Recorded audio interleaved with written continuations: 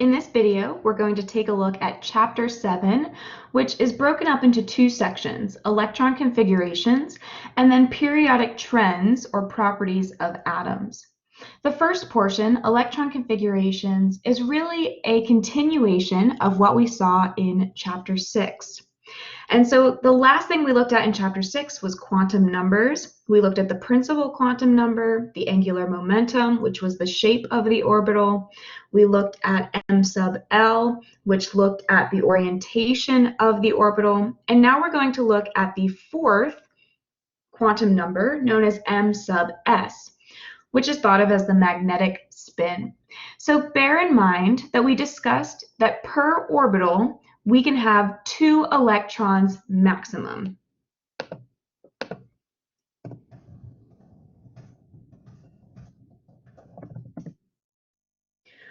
Which means that if we have these 2 electrons, which are negative particles in close proximity to each other, we would expect that they would repel each other. But since they don't repel each other, we say that they end up rotating or spinning a specific direction. And if you're familiar with magnets at all, you know that the way that a magnet is spinning changes where its north and south poles are. If you're not familiar with magnets, don't worry about it. It's not extremely important that you understand how the magnetism occurs, but you should recognize that one of these electrons is spinning counterclockwise, the other is spinning clockwise. So we have these opposite directions of magnetism, which means that they're not as likely to repel each other. So there are 2 possible spin states, we call them. And so these 2 spin states are positive 1/2 or negative 1/2. And for the purposes of this class, it's not extremely important that you understand which particular electron is spin up or spin down. It just matters that you understand we have to have one of each per orbital so that we lower possibilities of repulsion. So like I said, it can be called spin up or spin down. And these are usually written with half arrows, but you'll sometimes see them written as complete arrows as well. So positive 1/2 would be our spin up. So it looks like a half arrow pointing in the up direction. Spin down would be the negative 1/2. It looks like half of an arrow pointing down. Based on if our electrons are spin up, spin down, or if they are paired, we can determine different types of magnetism for any given substance. So for instance, if we're looking at our valence shell, which remember is our outermost energy level, and we're looking at the electron orbitals on that level, it's possible that all of our electrons are what we call spin paired. And what we mean by being spin paired is that every single electron is paired up with an opposite spinning electron. This is what it looks like in diamagnetism. If all of our electron spins are paired up, that means all of those magnets are canceling each other out. So overall, if something is diamagnetic, that means that it has no magnetism. It's not going to act or behave in a magnetic way. However, it's possible that we have an electron that is not paired, depending on how many electrons we have in a certain element. So in paramagnetism, we have unpaired electrons that are in random directions. And so this kind of makes sense when we think about all of the different orientations that we can have for our orbitals. If our unpaired electrons are in random shapes, and we have all of our atoms facing different directions as well, we're going to end up with possible random directions, which means that we are going to have some magnetism, but not a whole lot. So we would say that paramagnetic substances are weak magnets. But then the last one that we can have is ferromagnetism. And you might have heard of ferromagnetic materials before. Ferromagnetism is where we have unpaired electrons in alignment. or they're all facing the same direction, which means that we have a very strong pull going in one direction. Since there is a strong pull, this is going to be a strong magnet. We're going to see that this has very large magnetic properties. So we're going to take a look at how we can determine if our particular electrons are paired or unpaired, how many electrons are unpaired, so on and so forth, through something called an electron configuration. Now, the way that I think of an electron configuration is kind of like an idea of MapQuest or a GPS, where you're given a bunch of rules or steps that are necessary in order for you to get to your final destination. In the case of an electron configuration, the starting location is the nucleus, and we have to work our way through all of the different energy levels and all of the orbitals on the energy levels in order to get to the final orbital in question. So we talked about the setup of the periodic table in class before, but here's a little reminder for you that we have the periodic table broken up into different blocks, S, P, D, and F. And we can take a look at the row number in order to figure out the energy level of any element in that row. But remember that the D block, which is the transition metals, is one behind. So it goes 4s, then 3d, back to 4. And then the F block, remember, is 2 behind. So it would actually start here with 6s and then go down to 4f. If you look at a different periodic table, you'll see that the F stems out from here. Then we go back up to 5d and 6p. So D is 1 behind, F is 2 behind. This is going to be very important for us when we are writing our electron configurations. Essentially, what we are going to do is read the periodic table like a book. When you are reading in English, you read from left to right, top to bottom. That's what we're going to do with the periodic table. But there's a couple other things that we have to keep in mind here. Think back to talking about the different types of orbitals that we discussed back in chapter 6. The first one we looked at was an s orbital. And remember, s orbitals are spherical, which means that in space, there's only one type of s orbital. Considering the fact that each orbital can hold 2 electrons max, that means the total number of electrons that can be held in an s orbital is 2. 2 electrons maximum. Then we looked at a p orbital. Remember, p orbitals kind of had an infinity shape to them. And there were 3 orientations of p orbitals, or 3 types, because we could be on the x-axis, the y-axis, or the z-axis. So if each type of orbital can hold 2 electrons max, then that means that 2 times 3, we can hold 6 electrons total in our p orbitals. Then we had our d orbitals, and we said for them we had 5 different types. So 5 types, each holding 2 electrons, means we're going to have 10 electrons maximum in the d orbitals. And then for the f orbitals, we said that there were 7 types, which means that we can have 14 electrons maximum, 2 for every one of the orbitals, and there are 7 orbitals total. So this is going to be important for us when we write our electron configurations. Like I said, we're going to read the periodic table like a book. We're going to write out each orbital that we need to get through in order to get to the final orbital in question.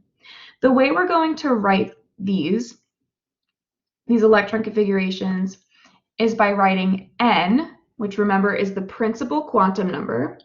N can be given to us based on the row of the periodic table, D being 1 behind and F being 2 behind.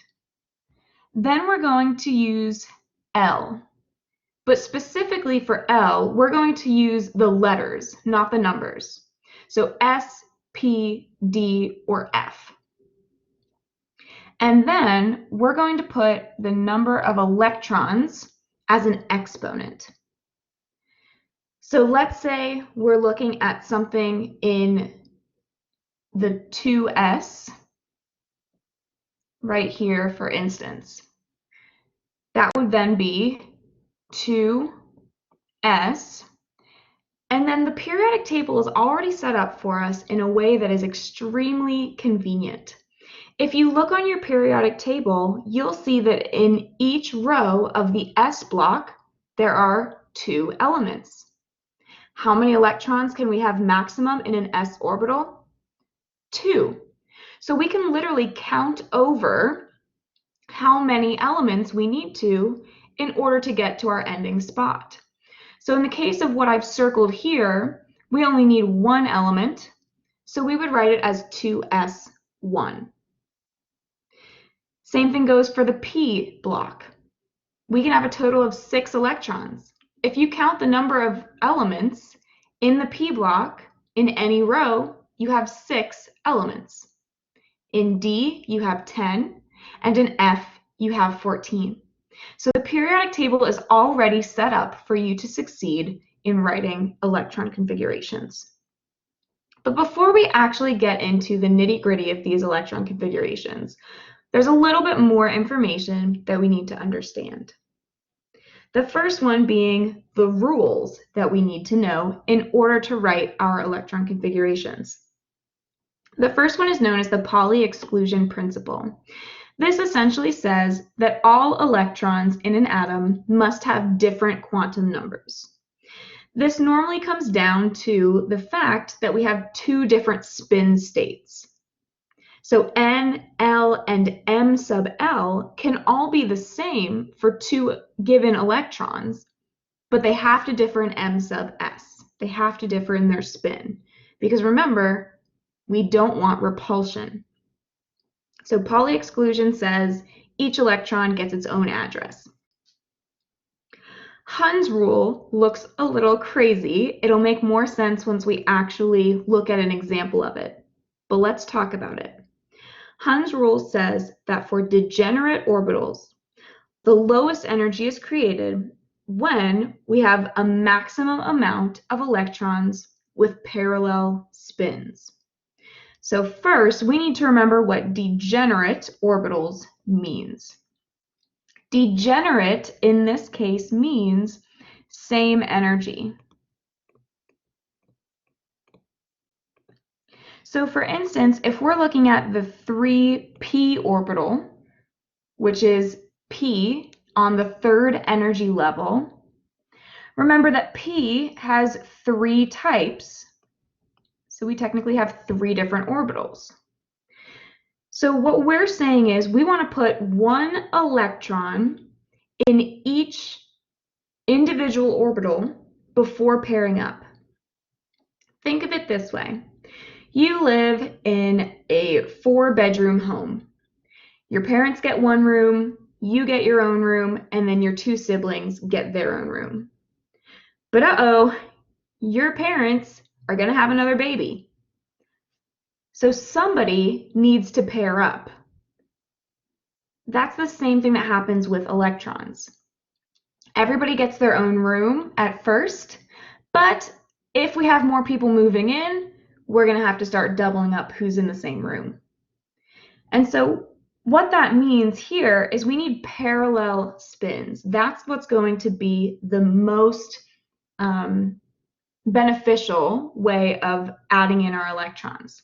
So parallel spins just means that they're all going to be spin up, or they might all be spin down. Normally, it's in the usual fashion to write spin up first. Again, Hund's rule isn't going to make a whole bunch of sense until we really take a look at it. The last one here is the Aufbau principle. And essentially, Aufbau just says you have to start filling completely lower energy orbitals before moving up to higher energy orbitals.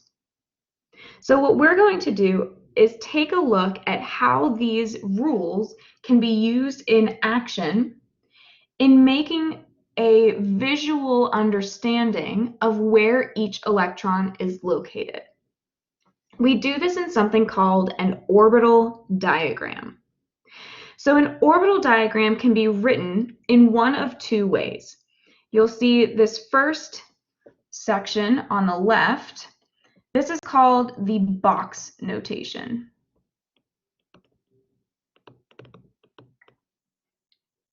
The other one here on the right is the energy notation.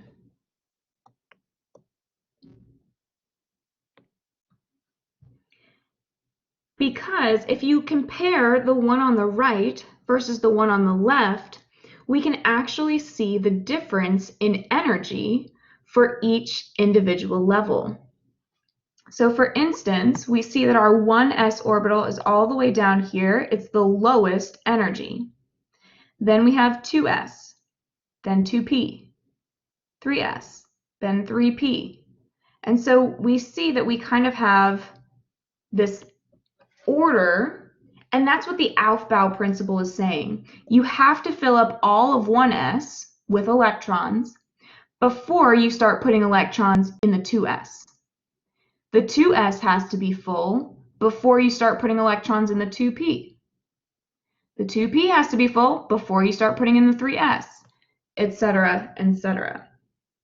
There's a couple of rules here for orbital diagrams that I want to discuss that could either make this seem a lot more complicated or it could help simplify things. It kind of depends on how your brain works.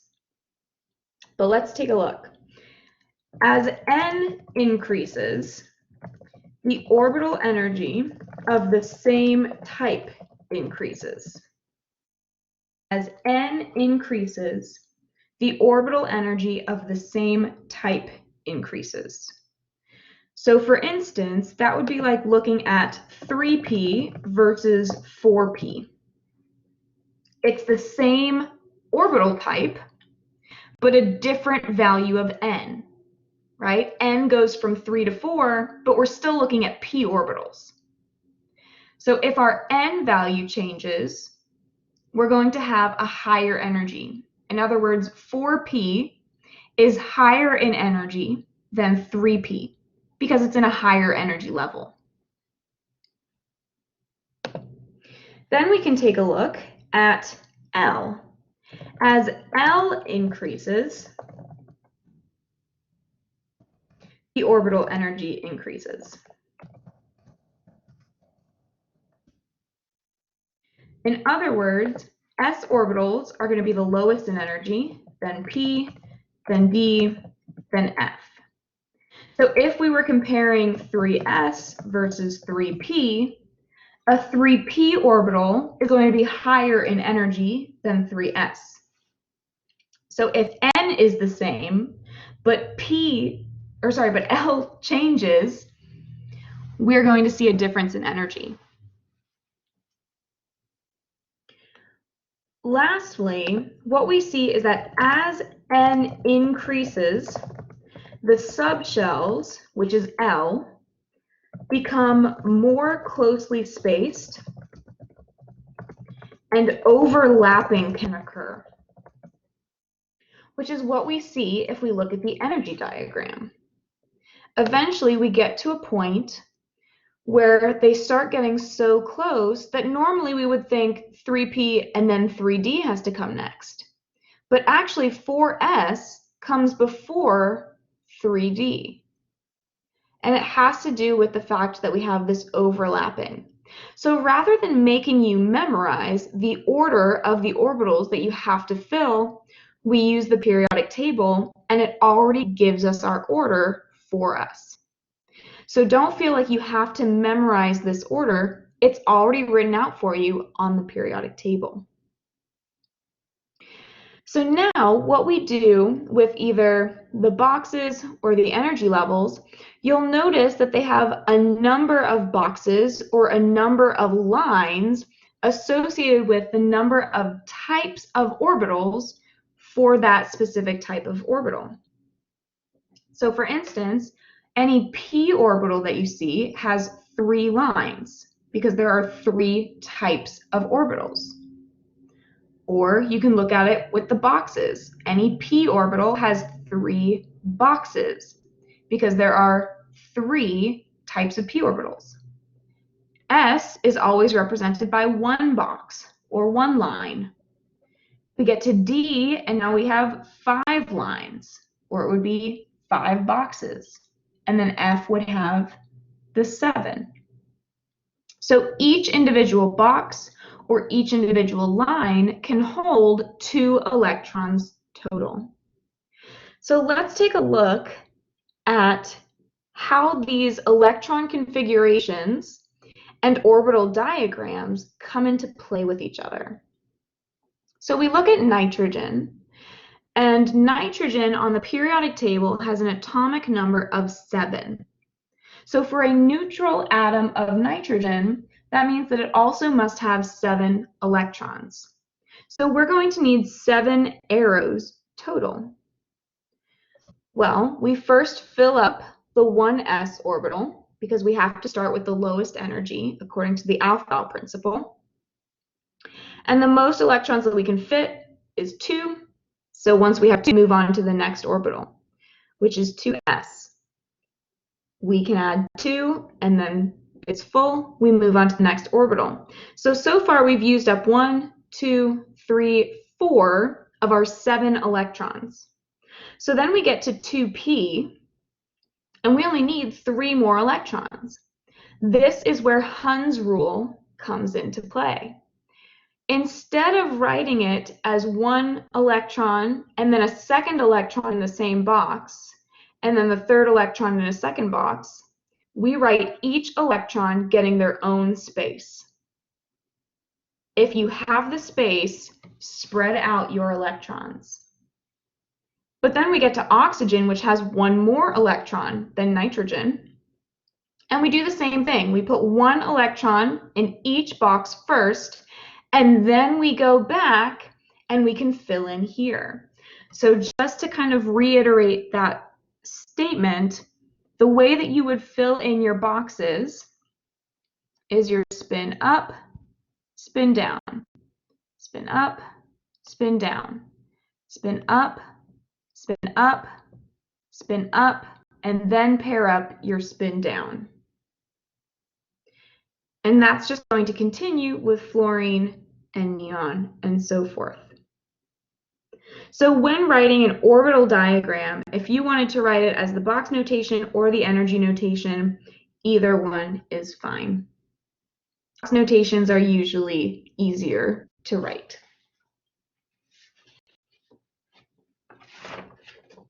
So what I want to do first is actually skip a slide really quickly, and I want us to practice using these ideas and these rules, utilizing the periodic table to help us understand how to write an electron configuration and how to draw an orbital diagram.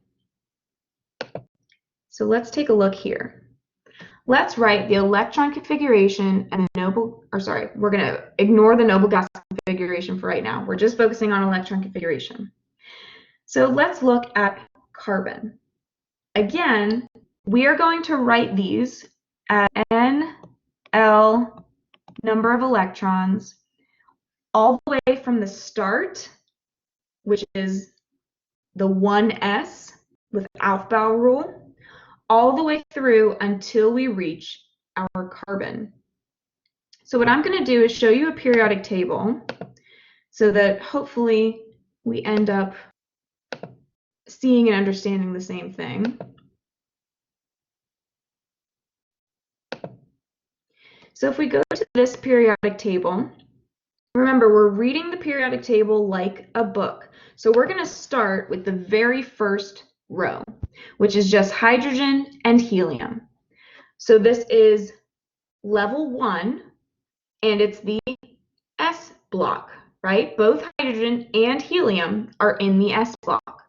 So this is 1s, and it's both of them, so 2.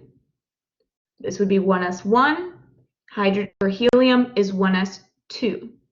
We're going all the way through it because we haven't hit our carbon yet. So 1s2, then we go down to the second period. Now we're in period 2. So now, again, reading like a book, now we're going to be starting at the left. Now we're in 2s, and we go completely through it. So 1, 2. This is going to be 2s2. Go all the way across. Now we're in the section where carbon is. So we're just going to count 2 and include carbon. So this is the 2p section, 2p1, 2p2. So our carbon ends at 2p2. So the electron configuration here would be 1s2, 2s2, 2p2. That tells us where each electron can be found in carbon. So let's take a look at that from an orbital diagram perspective. Let me pull back the slides.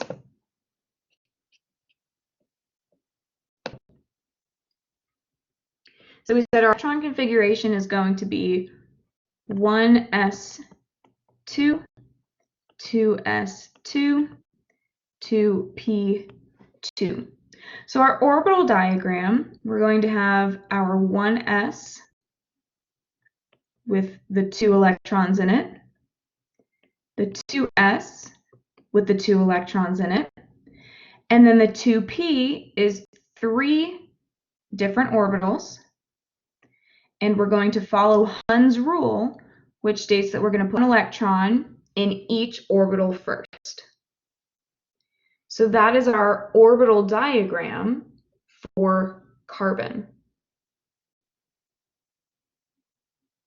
Now let's take a look at bromine. So using your periodic table, find bromine, and then you're going to work your way through the periodic table from top to bottom, left to right, like your reading book, until you end at bromine. So as always, we're going to start with 1s2. Then we go down to the next row, which is 2s2. Then we get to 2p, and this time we complete it because we have not reached bromine yet. 2p6. And if you're not sure, just count how many elements are in the block. Then we go to 3s, we complete it. 3p, and it's completed. 4s, and it's completed. And now we hit the D block. Remember, the D block is one value of n behind. So it's going to be 3D. We complete it, so it'll be D10. Then we go back to 4 in the P block, and this is where bromine is. So we count over to bromine and include bromine in our counting, and we'll find that bromine is the 5th element in the 4p section. So then we could draw out all of those different energy levels and put in electrons accordingly. Now our next one, cobalt, is special for 2 reasons. Number 1, it's special because it's a transition metal. And number 2, it's special because it is an ion. So there's several factors here that we have to pay attention to. Let's talk about the exceptions to the D block. You knew it was coming. Chemistry class, there's exceptions to everything. So let's talk about exceptions in the D block.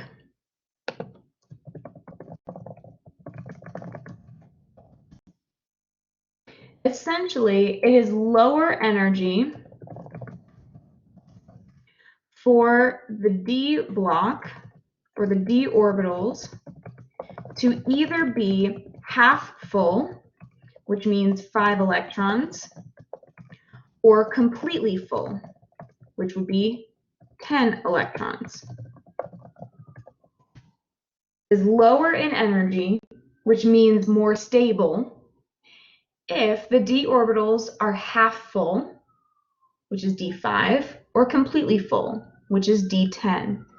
So if we were looking at d5, that would be our 5 different orbitals in the d section.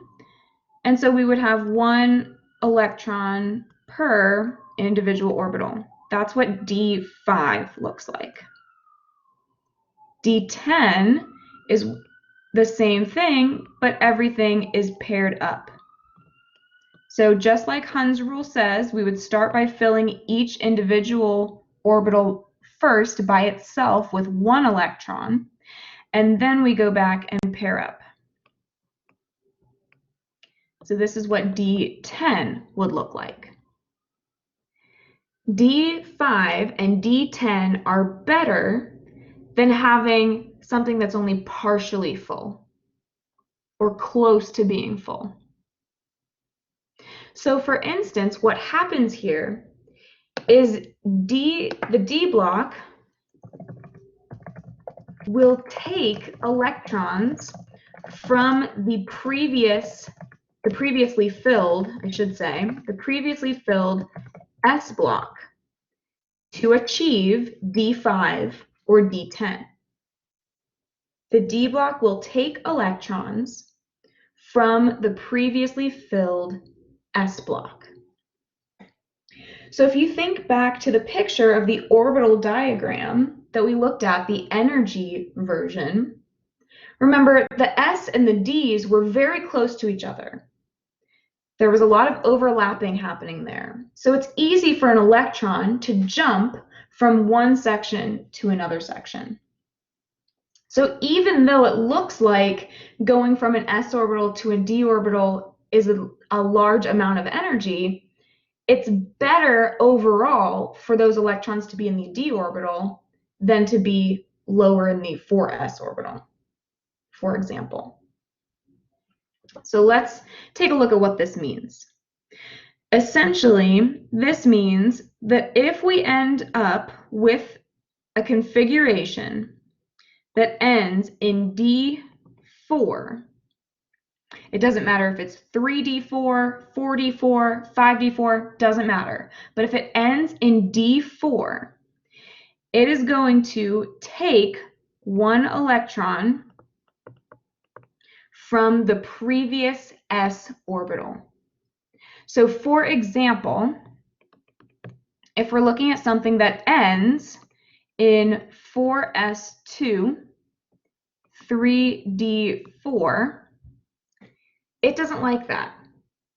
It is going to take 1 electron from the s orbital and put it into the d orbital in order to be more stable. So the true electron configuration would not be 4s2, 3d4. The true configuration would be 4s1, 3d5. The same thing happens with D9. It's so close to being full that it will take an electron away from the s orbital. So D9 will also take 1 electron. So let's say we're looking at something that ends in 5s2, 4d9. It's going to take 1 electron from that s orbital, and so our true electron configuration is going to end in 5s1, 4d10, because that is much more stable to have a half-filled s orbital than to have a d orbital that's not at 5 or 10. This will only happen in the cases of 4 and 9, turning into 5 and 10. You're never going to see D2 turning into D5. It can't. There's not enough electrons in order to do that. So that's the first piece of information here, is we're dealing with a transition metal, which is in the D block, so we have to be careful about ending in D5 or D10 if possible. The second part that I want us to pay attention to is the fact that it is an ion. So let's think back to our basics about ions. An anion means we are losing electrons.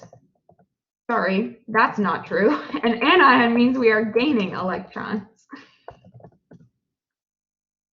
So if we're gaining electrons, we have to include those new electrons in our electron configuration.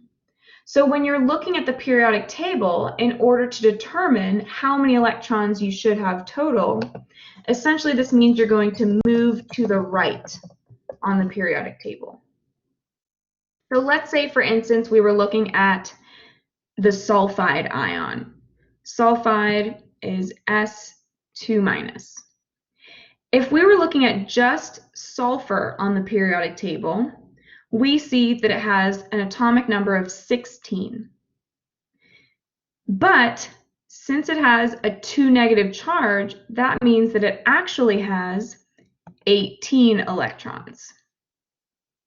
So when we're looking at the periodic table to try and write our electron configuration, you'll be more accurate if instead of looking at where sulfur is located, you look at where neon is located, because neon has 18 electrons naturally. So it's easier to think of sulfide as neon instead of looking at sulfur and forgetting about the extra electrons that have been added. A cation means that we are losing electrons. And so if we're losing electrons, it's the same idea where we're going to look at a different element on the periodic table, but this time we move to the left.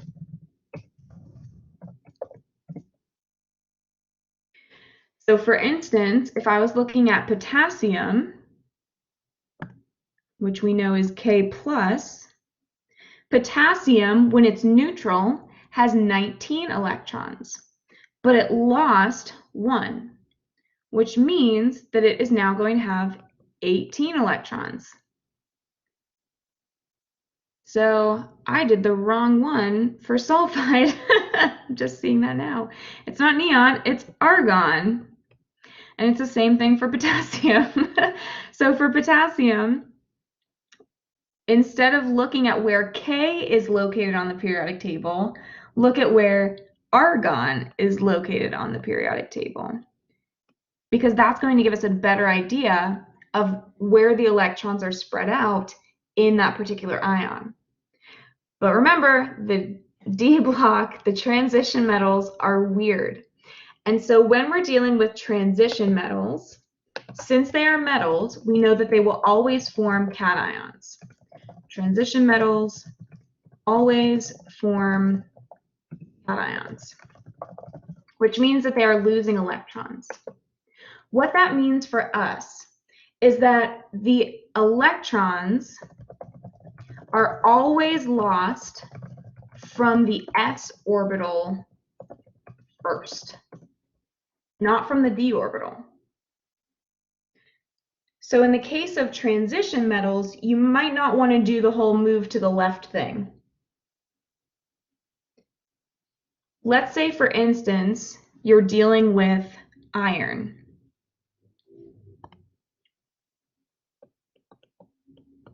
If we write the electron configuration for just iron, not as an ion, it would be 1s2, 2s2, 2p6, 3s2, 3p6, 4s2, 3d, and then we count over 1, 2, 3, 4, 5, 6. 3d6 for our iron. So if we have Fe2+, that means that it lost 2 electrons. The 2 electrons are going to be lost from the highest s orbital. They are lost from the s orbital that precedes the d orbital. So now our electron configuration for the ion is going to be 1s2, 2s2, 2p6, 3s2, 3p6, 3d6. So we didn't lose any electrons from the d orbital in this case.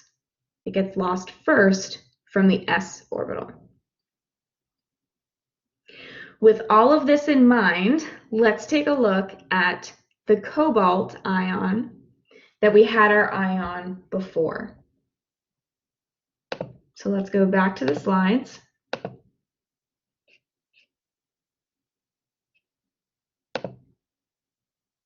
And we're looking at the cobalt 2+ ion. So what I like to do in cases like this is, rather than go through the entirety of the periodic table to find the electron configuration, is I skip ahead first. Because this is a transition metal, it is better for you to skip ahead and find cobalt on the periodic table. So if you find cobalt, you will see that it is in the 3D section, and it is specifically 3D7. So the fact that it is D7 means that it's not going to take any s electrons in order to become D10. It can't do that. So our 2 electrons that get lost are going to be lost from the 4s, because 4s comes before 3d.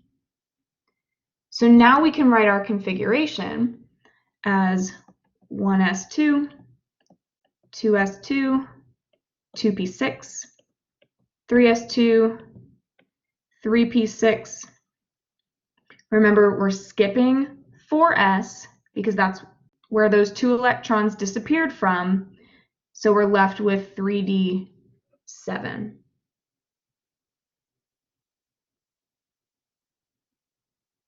All right. So then let's take a look at sodium.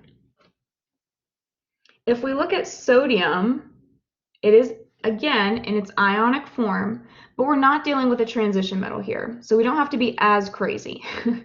Instead, what we can do is take a look at the fact that sodium, when it loses 1 electron, it now has 10 electrons instead of 11. So when writing the electron configuration, you can kind of think of it as neon, which has 10 electrons, instead of thinking of it as the Na+ ion. So this tells us we're going to stop at neon instead of stopping at sodium. So our electron configuration is going to be 1s2, 2s2, 2p6. And if you're ever not sure that you're doing it correctly, if you add up all of these exponents, you should get the atomic number, or the number of electrons that you need. So try out the sulfide ion. See if you can determine what its electron configuration is. Feel free to pause the video.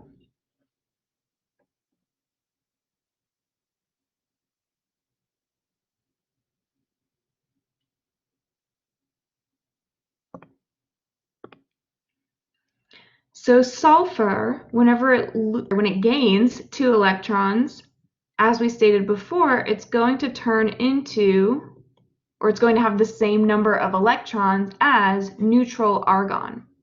So we're going to go to argon. 1s2, 2s2, 2p6, 3s2, 3p6. 6.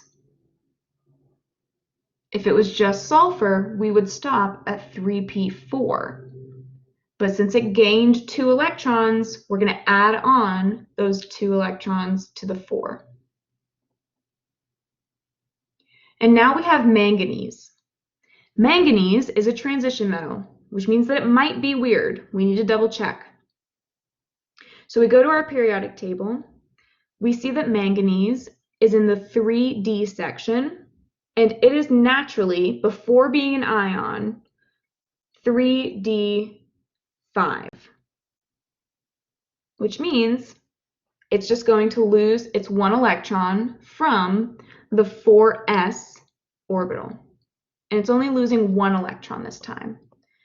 So our entire electron configuration is going to be 1s2, 2s2, 2p6, 3s2, 3p6, 4s1, because it lost 1 electron to become an ion, and then 3d5.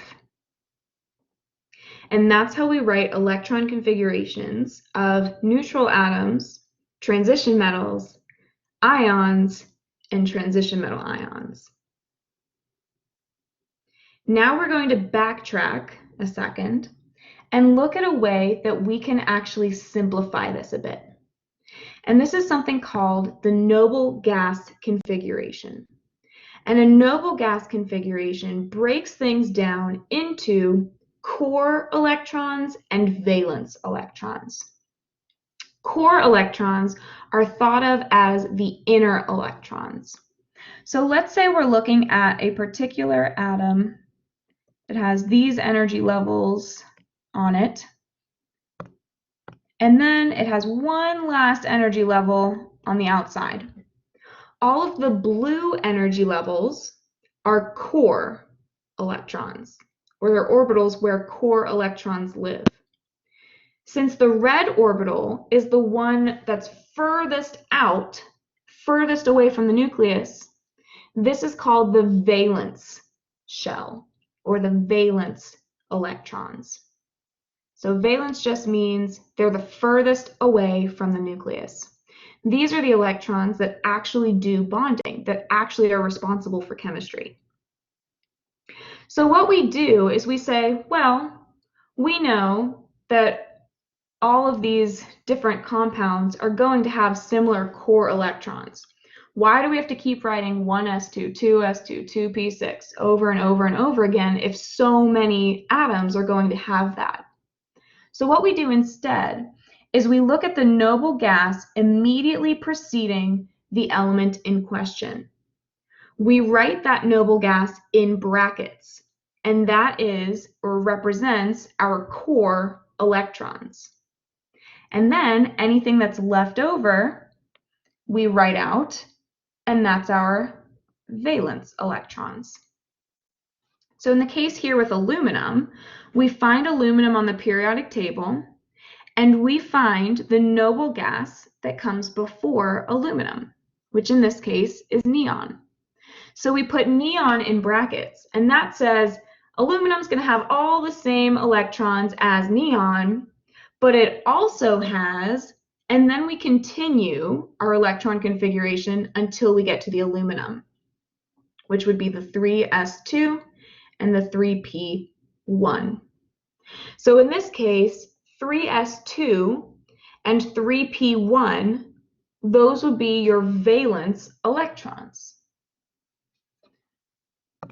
So the 2 electrons from the 3s and the 1 electron from the 3p, those are your valence electrons.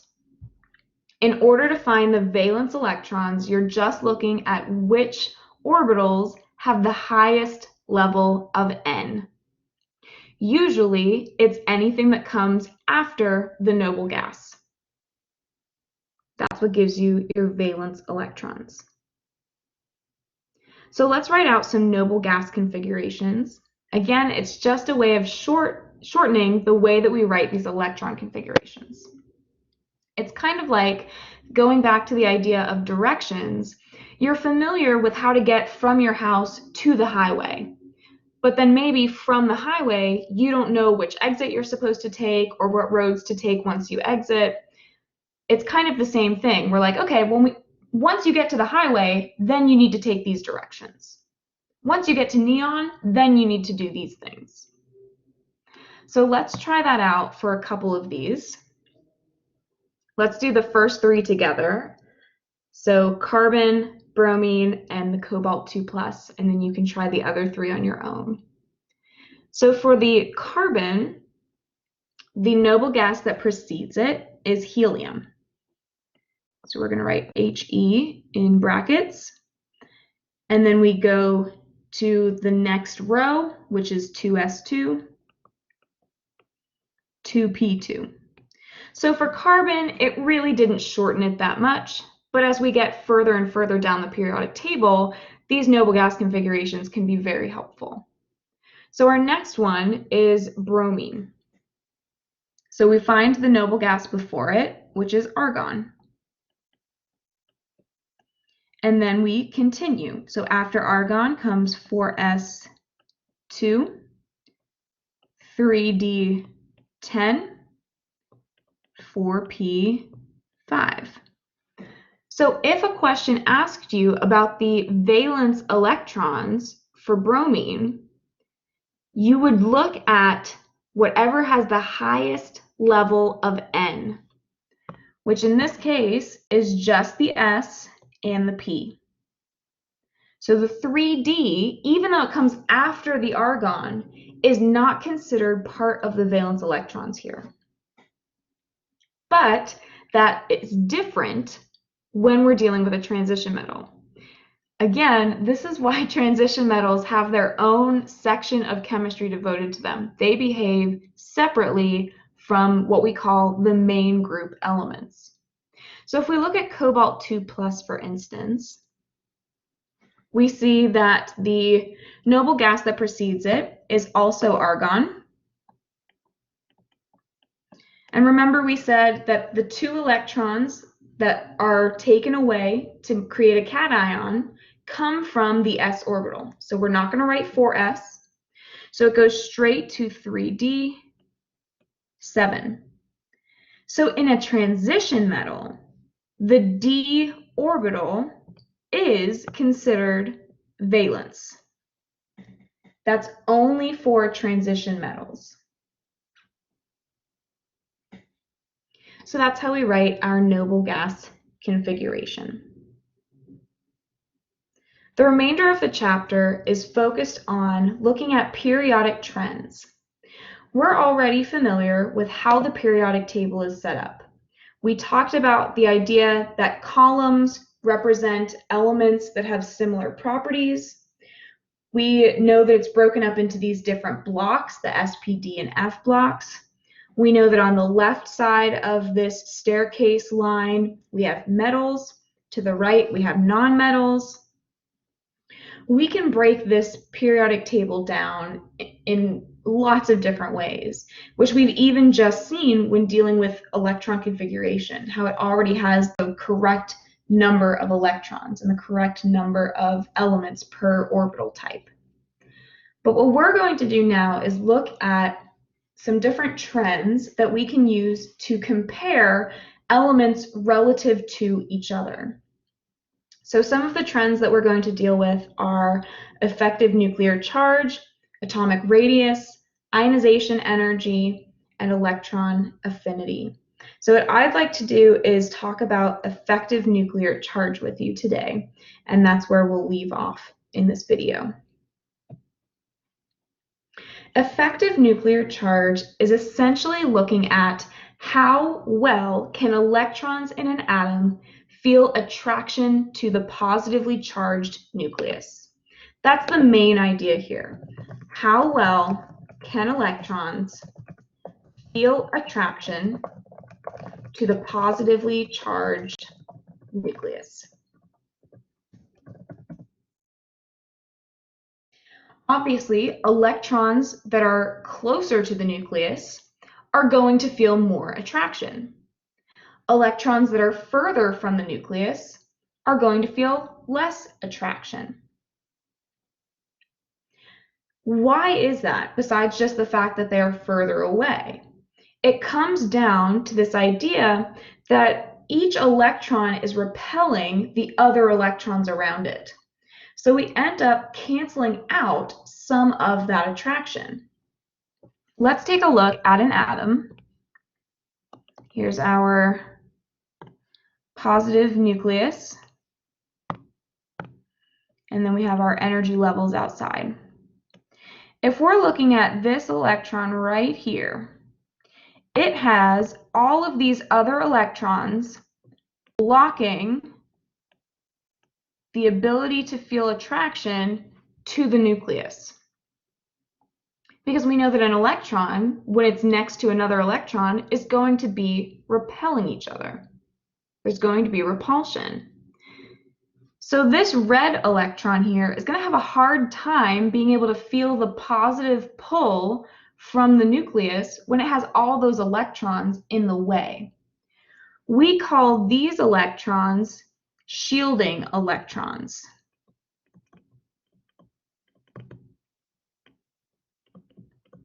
Because just like a shield does, a shield blocks you from something. These electrons are blocking electrons further out from being pulled in toward the nucleus. We write the effective nuclear charge as ZEFF, where Z stands for charge and then EFF is short for effective. So ZEF is what you'll normally hear me call it. When we're talking about ZEF, we're essentially talking about this idea of repulsion. So the more shielding that we have, in other words, the more shielding electrons that we have, then we're going to see that we have more repulsion. More shielding means more electrons, means more repulsion. When there is more repulsion, we say that this is going to be a small ZEF. If we have less shielding, then that means we're going to have more attraction or less repulsion, depending on how you want to think about it in terms of repulsion or attraction.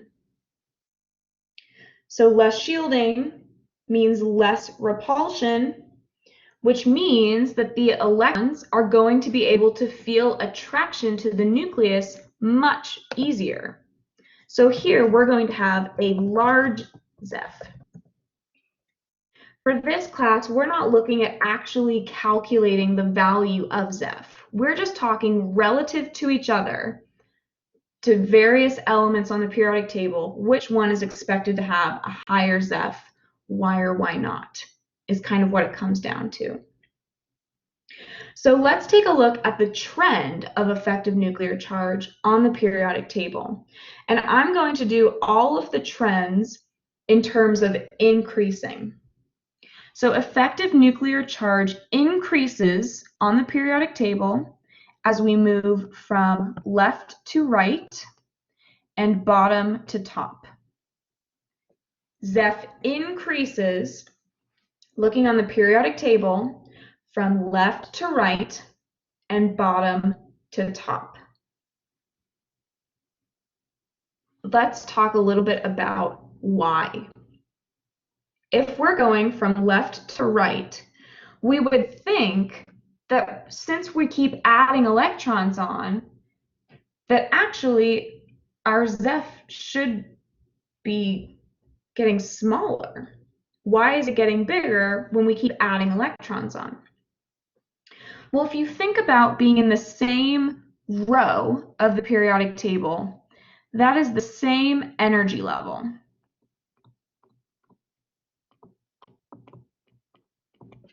Which means we're not adding more core electrons in. We're adding valence electrons.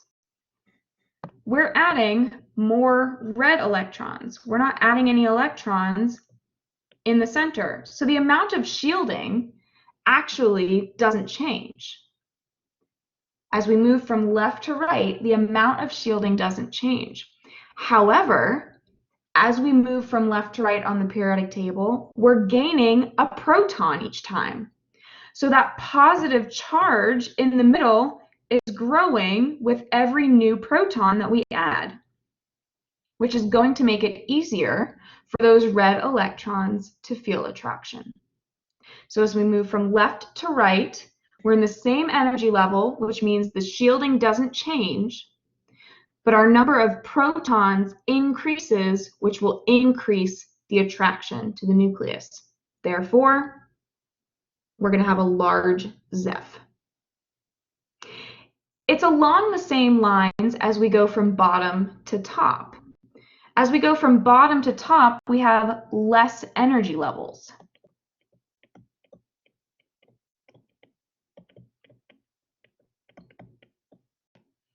Right?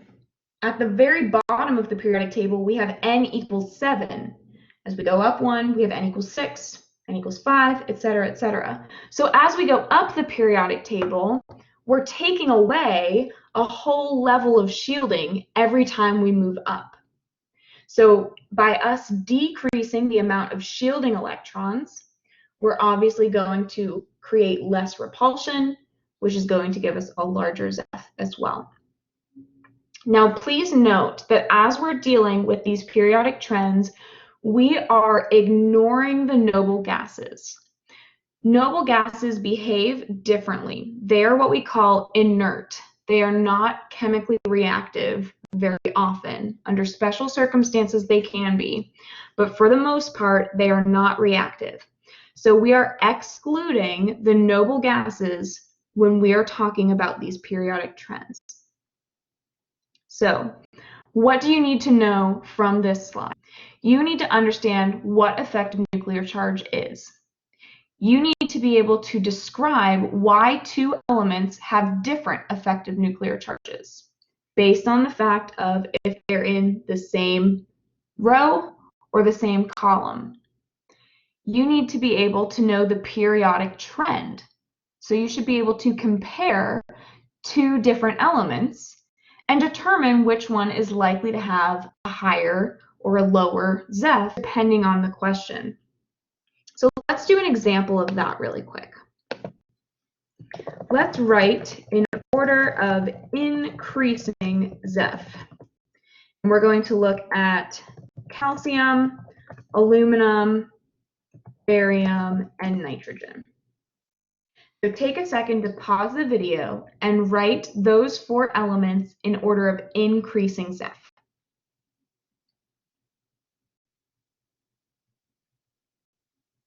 If we're going in order of increasing, that means we need to start with our smallest Zeph. That's going to be down and to the right, which would be barium. So barium is going to come first, then calcium, then aluminum, and then nitrogen. So you need to be able to use the trend to predict the possible ranges of Zeph or these other periodic trends. Now, I always have students ask, what if there's a question where we have to compare, for example, oxygen and chlorine? Oxygen is further to the left, but chlorine is further down, and they're both by the same amount. We are not here to trick you. We are here to give you general rules that you can take into your careers. So we are not going to try and purposefully give you guys a question that is that close. It will be something more obvious like the barium, calcium, aluminum, and nitrogen. So for the rest of these periodic trends that we're going to deal with, they all come down to effective nuclear charge. If you understand effective nuclear charge, you can easily reason your way through the remainder of the periodic trends, which is why I wanted to make sure that we talked about this one in the video.